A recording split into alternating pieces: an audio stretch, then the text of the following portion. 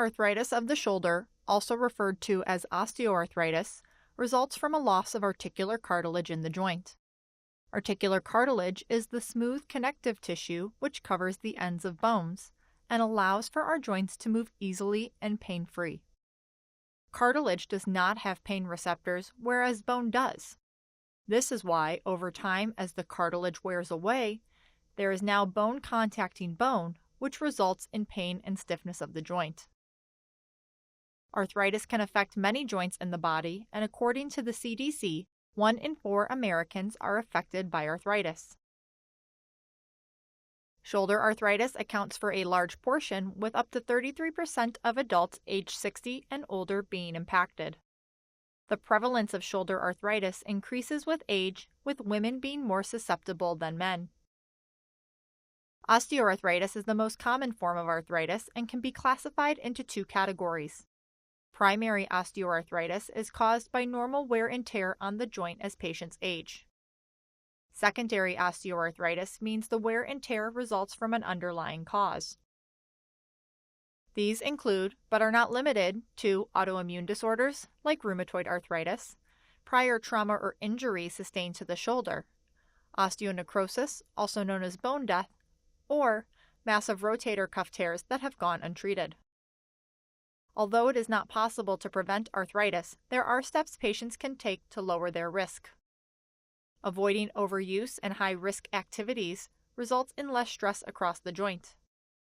In addition, maintaining a healthy lifestyle, including a well-balanced diet, and participating in physical therapy to stretch and strengthen the shoulder can also help lower a patient's risk. Looking at the anatomy of the shoulder, the deltoid and pectoralis major muscles can be seen. These large complexes help provide strength and power to the shoulder joint. Underneath these muscles, we find the rotator cuff muscles, including the supraspinatus, infraspinatus, teres minor, and subscapularis. Collectively, the rotator cuff contributes to stability of the shoulder joint, along with help from the glenohumeral ligaments and joint capsule.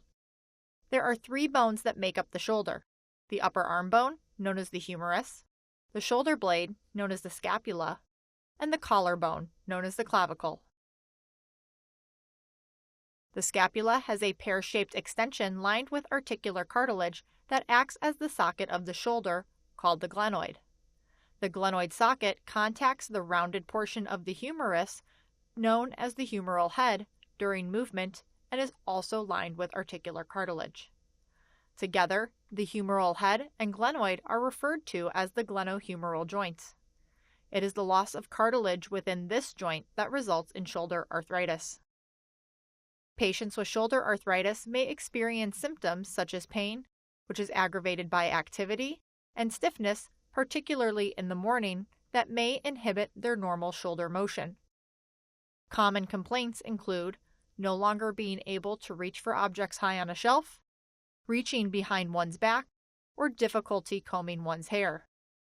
In addition to pain and stiffness, some patients may also experience symptoms of catching or clicking within their shoulder. These symptoms tend to come on gradually over a long period of time, but can also occur rather suddenly. When a patient sees a healthcare professional, they will perform a physical examination of the shoulder. The doctor may look at the patient's range of motion, test the strength of the muscles that surround the shoulder joint, evaluate for signs of previous injuries or surgeries, and ensure the patient's nerves around the shoulder are functioning. A doctor will order X-rays to verify the diagnosis of shoulder osteoarthritis, which allows them to assess the loss of cartilage in the glenohumeral joint. Although cartilage is not visible on an X-ray, doctors can evaluate for its loss by assessing the amount of space in between the humeral head and glenoid. They may also look for other signs, such as bone spurs. In addition to an X-ray, a surgeon may also order an MRI to evaluate for the soft tissue structures of the shoulder, mainly the rotator cuff tendons.